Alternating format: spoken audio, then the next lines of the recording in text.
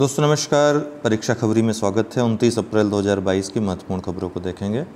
1 मई से UPPCS prelims के लिए क्रैश कोर्स, गहन कोर्स स्टार्ट हो रहा है, जिसमें वीडियो, पीडीएफ और टेस्ट और डेली डिस्कशन के माध्यम से आपकी संपूर्ण तैयारी टारगेट आधारित कराई जाएगी 12 जून की परीक्षा के लिए। तो आप इस व्हाट्सएप नंबर पर संपर्क करके जुड़ सकते हैं।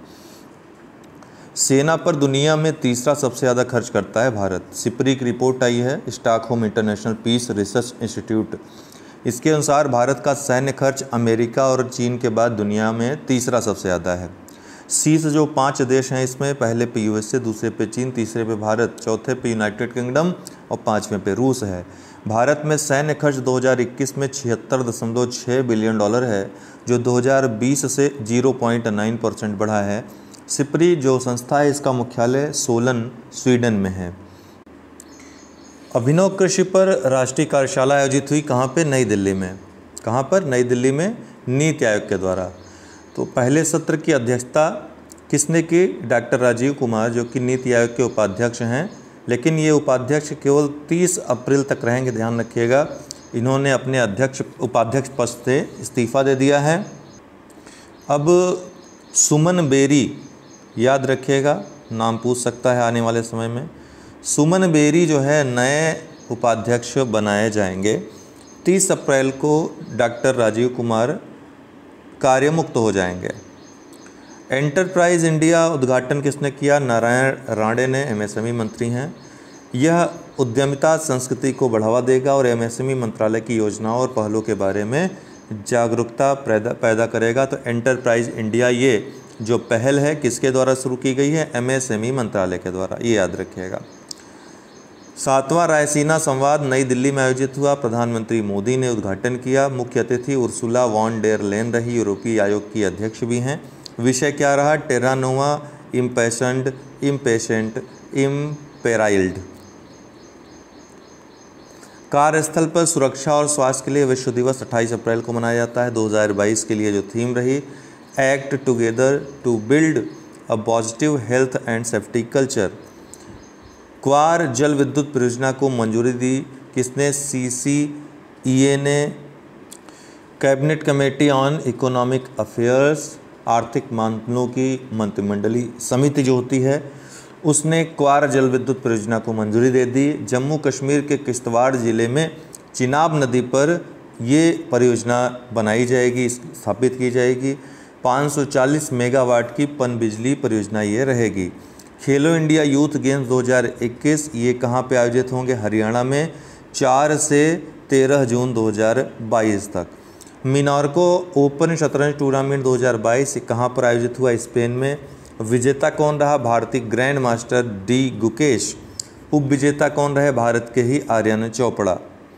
एशिया का सबसे बड़ा अंतर्राष्ट्रीय खाद्य एवं आतिथ्य मेला आहार 2022 ये कहाँ पर आयोजित हुआ? नई दिल्ली में।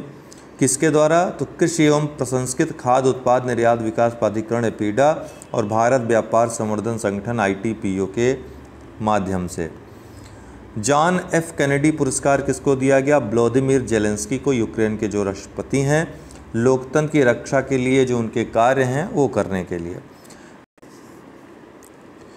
यूनाइटेड नेशंस के द्वारा सूचना सोसाइटी फोरम पर विश्व शिखर सम्मेलन पुरस्कार 2022 किसको प्रदान किया गया? मेघालय की ई प्रस्ताव प्रणाली को। ध्यान रखिएगा, ई प्रपोजल सिस्टम ये मेघालय का है जिसे ये पुरस्कार मिला है, ये पूछ सकता है। स्लोवेनिया के प्रधानमंत्री कौन बने हैं? Robert Globe. जानेज जंजा को इन्होंने हराया। स्लोवेनिया की राजधानी जुब्लजाना है।